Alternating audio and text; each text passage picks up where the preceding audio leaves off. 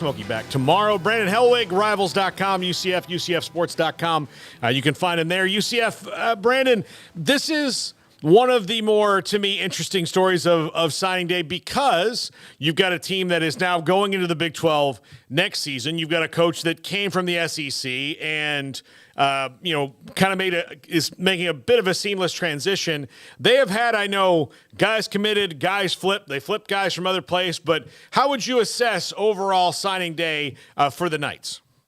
Yeah, it was a great day at UCF, and I think they're finally seeing what that Big 12 and Power 5 label can do. This was really the first full year they've had to recruit a class that, telling the guys, guess we're going to the Big 12. You're going to be part of the inaugural team that leads us there. And, yeah, I mean, we'll see how the final rankings pan out because it's so different these days because, half the class will probably be high school, half will be portal, and that's all kind of pending. But just based on, how I'm looking at things and who they were able to get, who they out-recruited to get a lot of these guys, this should be UCF's best ever class. And really the biggest takeaway from the UCF perspective is that, UCF, they've been able to win some recruiting battles through the years.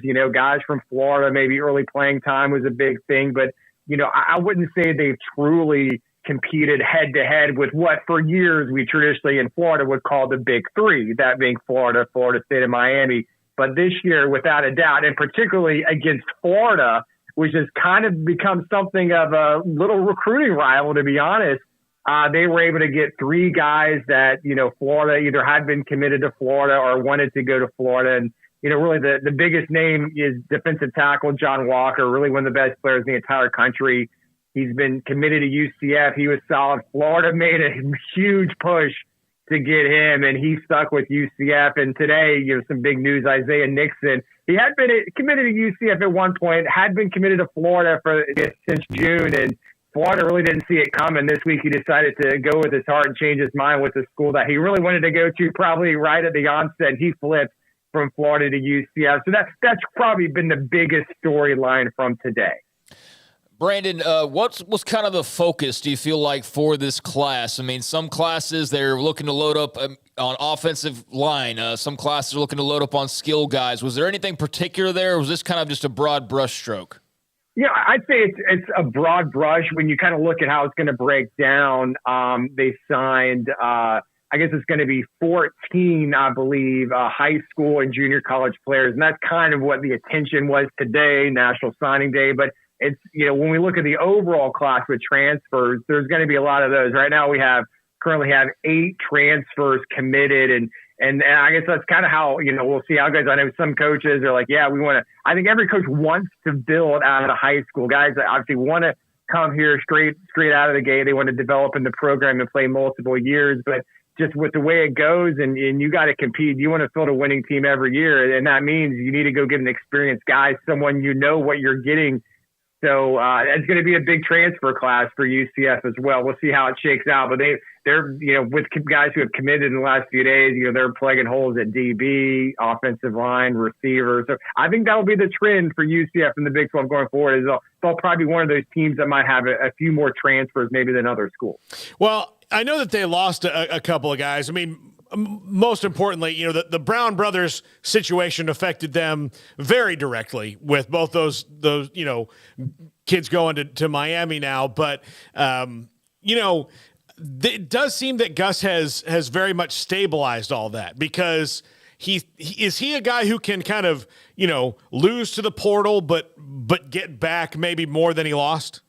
Yeah, and to be honest, there's another situation. UCF essentially lost both of their coordinators in the last week, with offensive coordinator Chip Lindsey going to North Carolina and Travis Williams going to Arkansas. He made a quick promotion in-house of Addison Williams as defensive coordinator. But even despite all of that, for the most part, the recruiting class remained intact. They still were able to hold on to some of their best players. There was a couple of linebackers that may or may not be in the class that kind of parted ways, but he did a great job kind of holding everything together. And I think that just kind of speaks volumes as the experience that Gus Malzahn has. And just, this isn't, he's been around the block a couple of times with high stakes recruiting. So he knows what he's doing.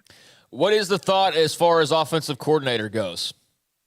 That's interesting. I think, if anyone's, familiar with Gus Malzahn through the years, and, obviously he's, an offensive mastermind, wrote a book about it, the No Huddle, maybe like 20 years ago now. And he's always prided himself on being, when he got to be a head coach, is pretty much still being the offensive coordinator, developing the game plan, calling plays. There's maybe been a time or two in his Auburn past that, he may have hired someone who I think Chad Morris kind of took that responsibility off his plate. Might have been his last year at Auburn. I know when he got to UCF, he's like, I'm a coach. I'm an offensive coach. I'm always going to call plays. But, from what we're hearing, and we had another media session with him a couple of days ago, I pretty much asked him straight up because I'd heard the rumor that when he hires a coordinator, he's probably going to delegate everything to them. He's going to hire a coordinator that's going to coordinate. They're going to be in charge of that entire side of the ball.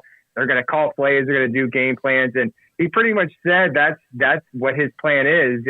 He just said this day and age, he said a lot of his peers in the coaching profession that he knows that have kind of done the same thing he does is, you've got roster management, you've got portal to worry about, you got recruiting, you got NIL, you got fundraising. There's all this stuff you got to juggle. And it's just, there's so much on his plate, and I think he's feeling right now that he'll be better served as kind of being that CEO of the UCF program. And as far as names, I'm not sure what direction they're going to go. It's obviously going to be a lot more attractive job now that, someone's coming in and they're going to have that title, and they're truly going to be an OC, and then going into the Big 12. So if you're a coordinator and maybe you want to, make a mark and maybe kind of, do something that might get you looks at as a future head coach, it should be a very good job.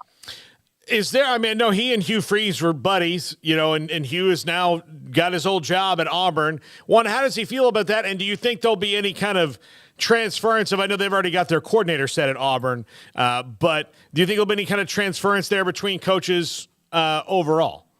Yeah, that was kind of a funny thing because, I don't think it's, you mentioned it, everyone knows that they're very good friends. And I think when Hugh Freeze got the job, I think Gus kind of had a jokey tweet kind of saying, hey, he's got a box full of old, sweater vests and visors or something if he wanted to, take off his hands at Auburn. And yeah, there was a little bit of drama. I mean, there was one of UCF's higher rated recruits in this class, Braden Marshall. He's a 4-star defensive back from the local Orlando area. I think his father went to Auburn. He grew up an Auburn fan. Auburn was honestly his dream school. Wasn't really recruited by the previous Auburn staff. And in the last couple of weeks, Auburn, when Hugh Freeze gets there, they enter the picture. They offer him. He goes on an official visit last weekend, and a lot of us were wondering, like, I know he's been committed to UCF for a long time. It's kind of awkward. You got Auburn coming after him now, but he stuck with UCF. So that was one of the ones we were waiting on today. But yeah, it's kind of interesting, that whole Hugh Freeze dynamic, being that Gus used to be there and they're such great friends. So how do you say the quarter, is it Rizik or Rizik? It's Risk.